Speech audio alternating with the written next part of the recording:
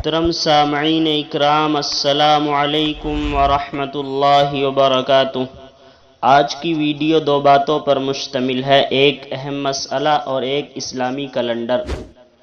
مسئلہ یہ ہے، کیا فرماتے ہیں علماء دین و مفتیان شرع متین مسئلہ ذیل کے بارے میں؟ ایک شخص حج کرنے کے لیے گیا، ابھی وہ راستے ہی میں ہے تو کسی نے اس کو حاجی کہا، تو کیا اس کو اس طرح حاجی کہنا صحیح ہے حج کرنے سے پہلے؟ جواب: جو شخص حج کرنے کے لیے سفر پر جا رہا ہے اس کو مال کے اعتبار سے ابھی سے ہی حاجی کہنا درست ہے۔ جیسے اگر کوئی طالب علم مولوی بننے کے لیے جائے تو اس کو مولوی بننے سے پہلے ہی مولوی کہہ دیا جاتا ہے۔ واللہ تعالی اعلم بالصواب۔